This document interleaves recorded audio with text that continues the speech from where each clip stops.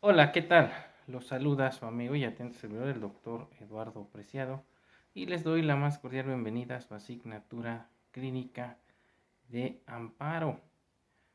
Ya analizamos con antelación la forma en cómo debe redactarse el escrito inicial de demanda de amparo indirecto. Consecuentemente, durante el presente video estaríamos analizando a los diversos autos que pueden recaer a la demanda de amparo indirecto. En ese sentido, es importante precisar que el artículo 112 de la Ley de Amparo establece que dentro del plazo de 24 horas contados a partir de que se haya presentado la demanda de amparo indirecto, o en su caso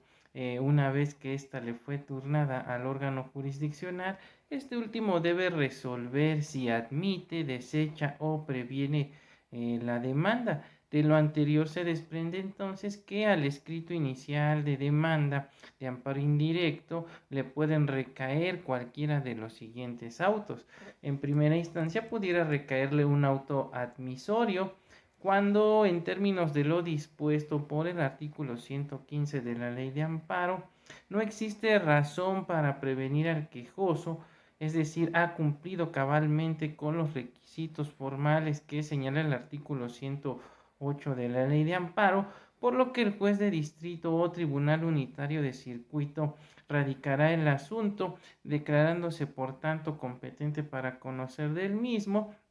asignándole un número de expediente, admitiendo la demanda para tales efectos, señalando además fecha y hora para la celebración de la audiencia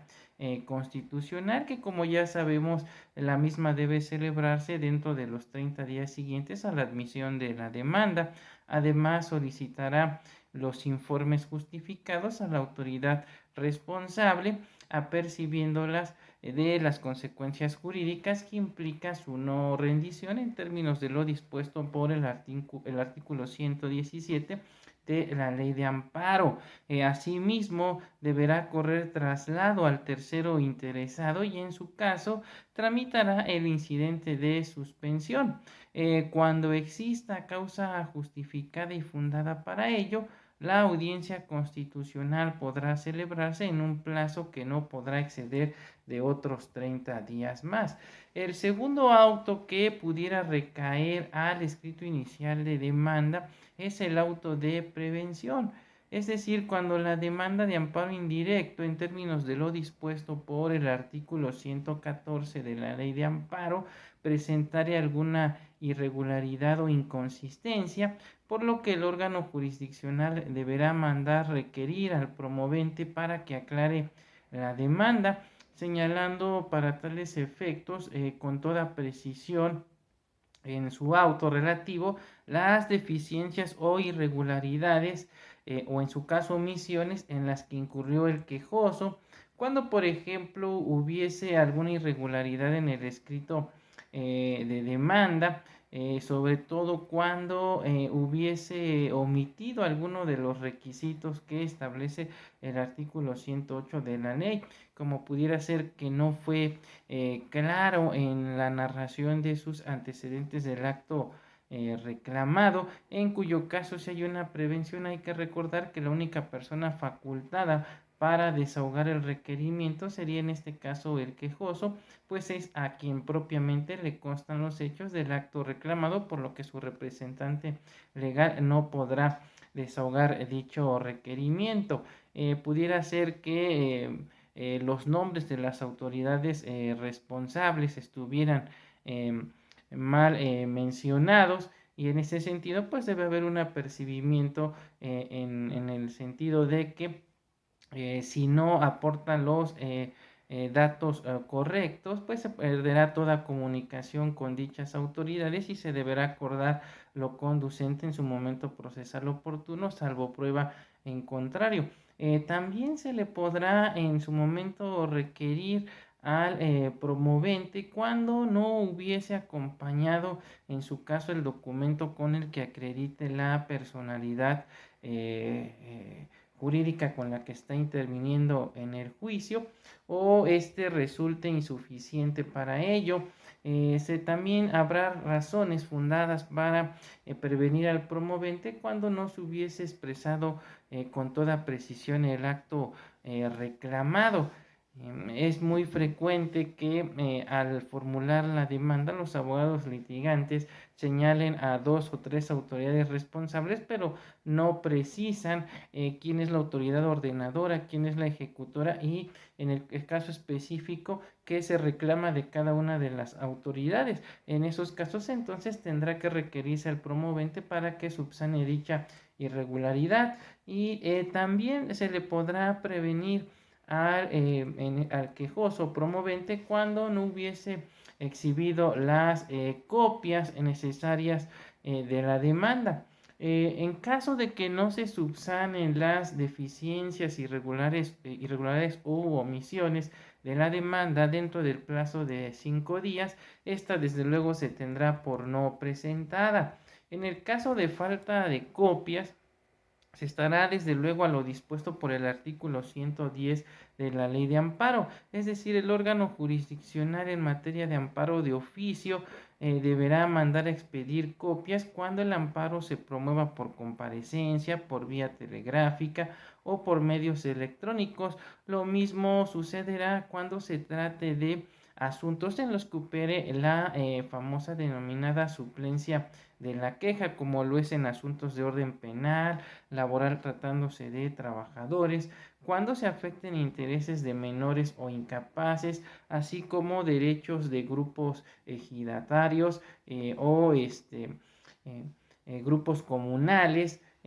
También deberá en su momento suplirse la deficiencia cuando se trate de personas por quienes debido a sus condiciones de pobreza o marginación se encuentren en clara desventaja para emprender el juicio. Pues en todos estos casos, como lo precisamos, operará el principio de suplencia de la queja. Fuera de los casos antes mencionados, deberá requerirse al promovente ante la falta de copias, por lo que la falta de exhibición de las copias será en su momento motivo para tener por no presentada la demanda. Ahora bien, tratándose de la exhibición de las copias para el incidente de suspensión, esto solamente dará lugar a que se postergue, en su caso, la apertura del incidente de suspensión, salvo que se trate de la suspensión de oficio y de plano. Ahora bien, por cuanto hace al último de los autos que pudiera en su momento emitirse, es el auto de desechamiento y este se presenta cuando el órgano jurisdiccional en materia de amparo que esté conociendo de la demanda, una vez examinado el escrito mediante el cual se formuló la misma, en términos de lo dispuesto por el artículo 113 de la Ley de Amparo, ha considerado que existe una causa manifiesta e indudable sobre la improcedencia del juicio de amparo, por lo que debe desechar la misma de plano. Aquí pudiera suceder que el agraviado haya formulado la demanda una vez que ya feneció el plazo genérico que se le concede en términos del artículo 17 de 15 días para promover el amparo. También pudiera darse el caso de que se trate de actos que se encuentran ya consumados de forma irreparable, como pudiera ser el caso de que se promovió el amparo indirecto en contra del arresto administrativo con motivo del programa Conduce sin Alcohol. Y si bien es cierto en términos generales, a tratarse de amparo en materia administrativa, contaría con el plazo de 15 días para presentar la demanda de amparo indirecto. También es cierto que al tratarse de un acto que ya se consumó, como lo es el arresto de 36 horas, y se presenta la demanda una vez que el quejoso salió del juzgado o del centro de sanciones administrativas, pues ya estamos hablando entonces de un acto consumado de forma irreparable y consecuentemente pues lo que tiene que sobrevenir es la improcedencia de la demanda. Bien, hasta aquí estaríamos dejando el presente video relativo a los autos que normalmente pueden requerir el escrito inicial de demanda. También cabría la posibilidad de que en su momento se emita un acuerdo de incompetencia donde el juez, si es de estos casos en los que opera la suplencia de la queja, remita los autos al juez que se estima será el competente para conocer de los hechos. Sin más que comentar por el momento, se despide de ustedes su amigo y atento servidor, el doctor Eduardo Preciado, y los veo en un próximo video. Hasta pronto.